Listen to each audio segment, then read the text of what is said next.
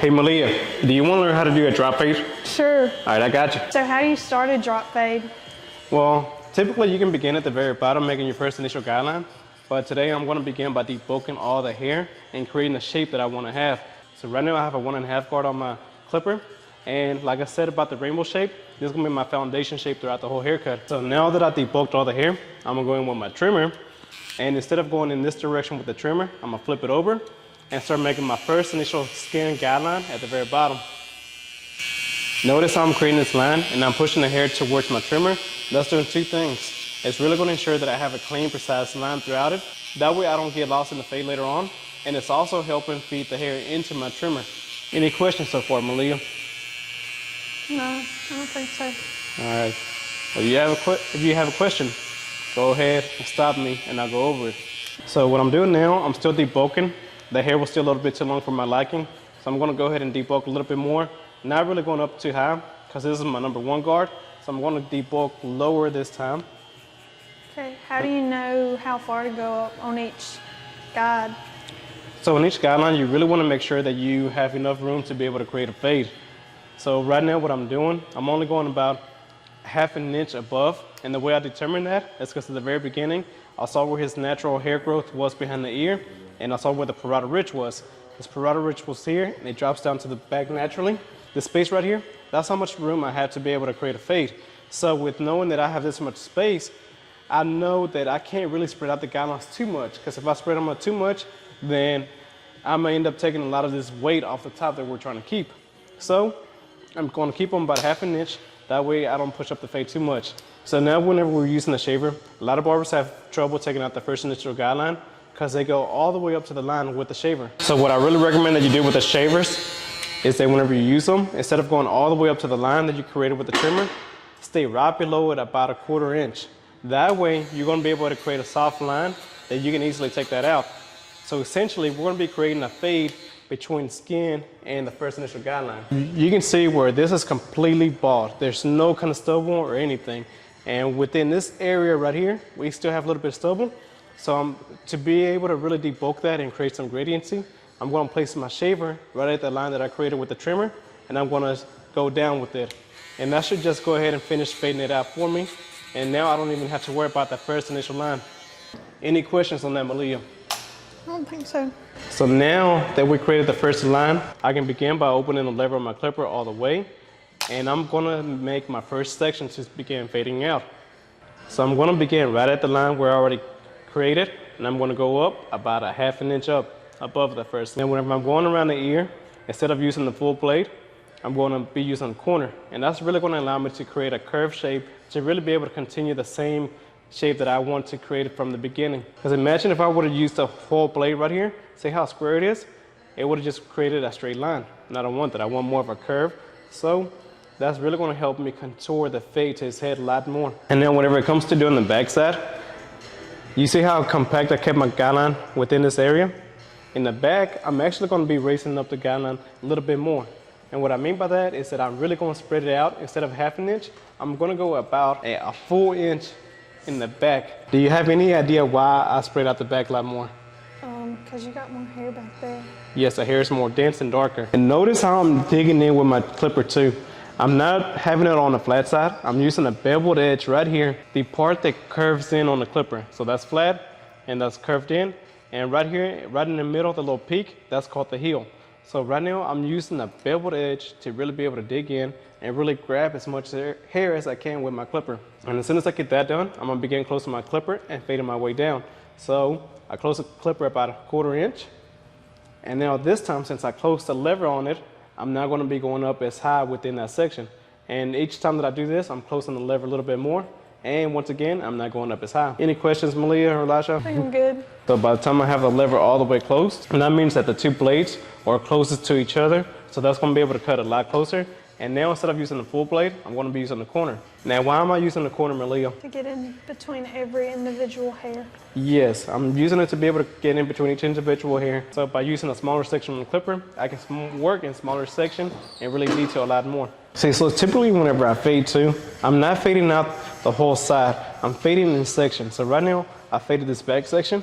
So now I'm gonna fade out this section because it keeps me more organized. Notice how in the front too, I have my clipper tilted up in this direction.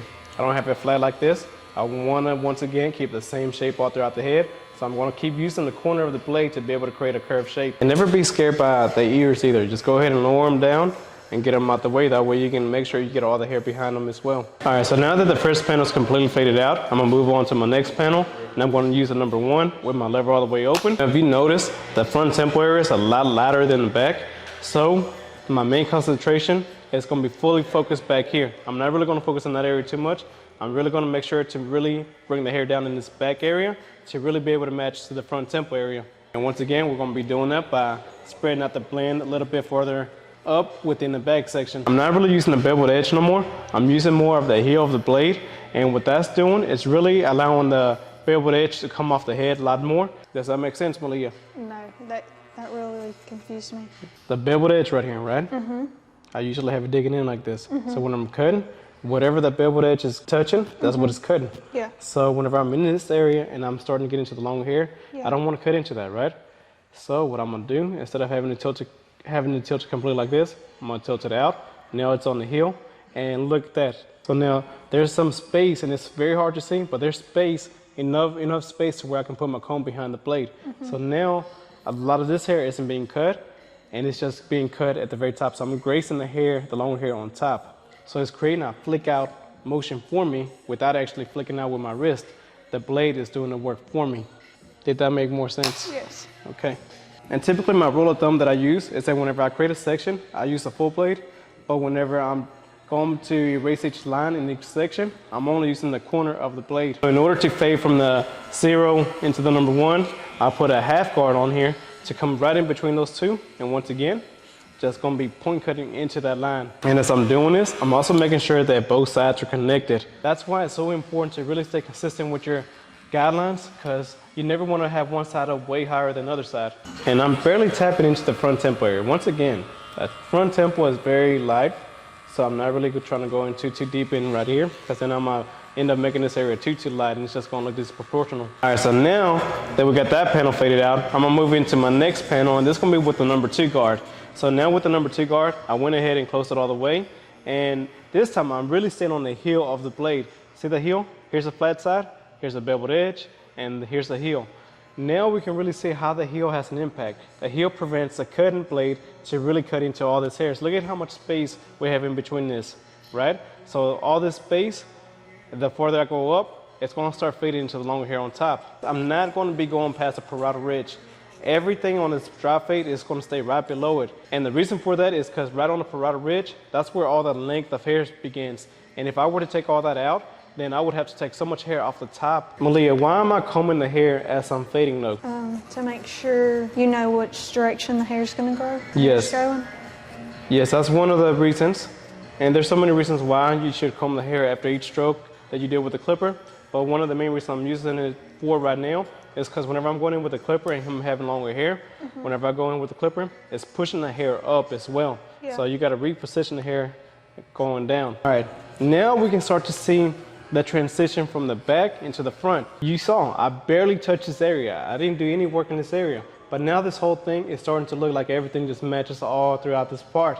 And that's what I was trying to do, right? Really try rapping too. Please. Please stop hyping him up. He should rap. He probably does.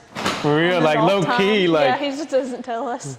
Anyways, while he's trying to take off his rap career, let's go ahead and learn how to do the edge up. Got the whole thing faded out right now, but it's still a lot of demarcations throughout the whole head, a lot of imperfections, but I'm not going to worry about that. I'm going to leave that until the very end to go back in detail.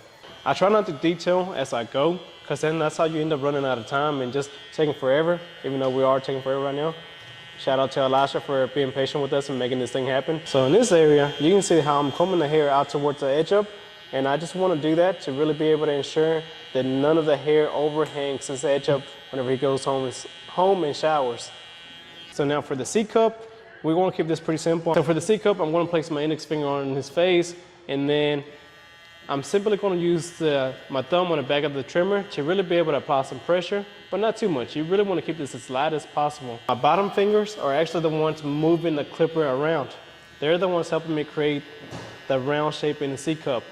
All right, Malia, this is gonna be the part where we go back in detail, okay? So how would you go about detailing this haircut right now? I want you to go up there and let me know what areas you see that you think should be detailed. So I'm about to roast you. Don't roast me, just see what areas need to be detailed. So I think this right here is still a little darker. Where about?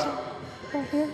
Yeah, that is a little bit darker. Where else? I see one more spot that still needs. All right, so the way that I go about detailing, of course, I would like to start in the back because this is where everything connects, right? Both sides connect and you're going to easily see if they're connected or not. So I like to begin in the back, and I'm only going to be using the corner of the blade now on every single section.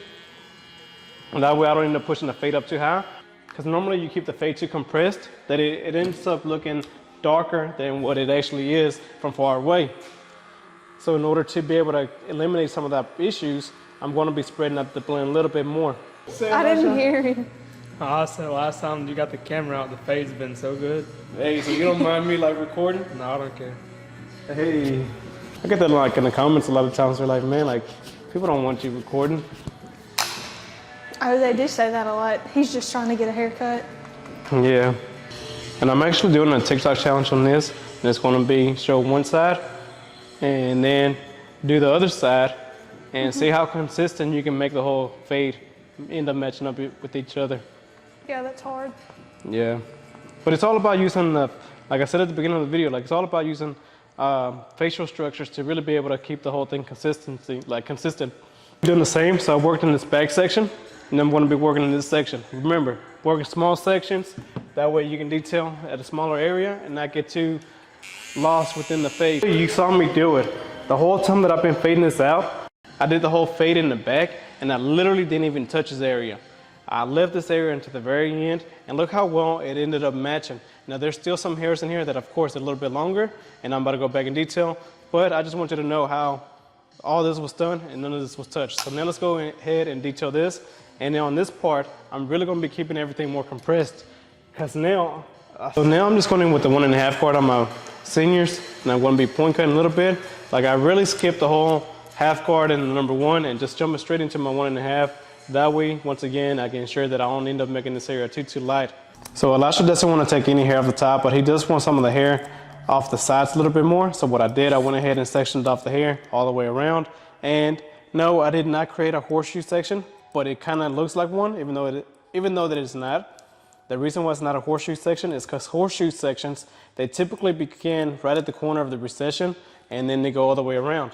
But hair doesn't always want to lay like that. And that's why I don't really normally go with horseshoe sections. The main focus right now is keeping the length within this area so we can keep everything symmetrical.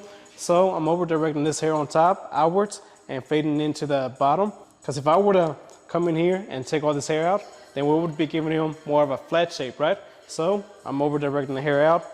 And once again, keeping the hair symmetrical. And I'm gonna have to make a different video on that in the future. That way I can really explain the shear work on top.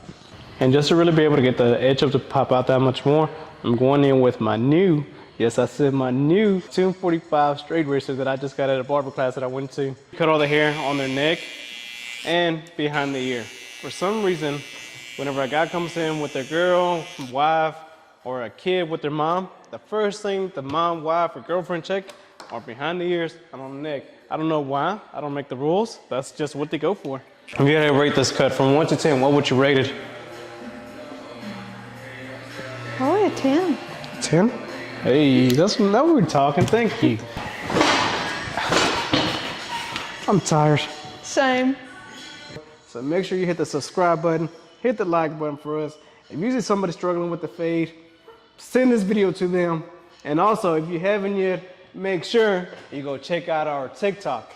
That's where we post daily content. Actually, we post about 5 times a day on there.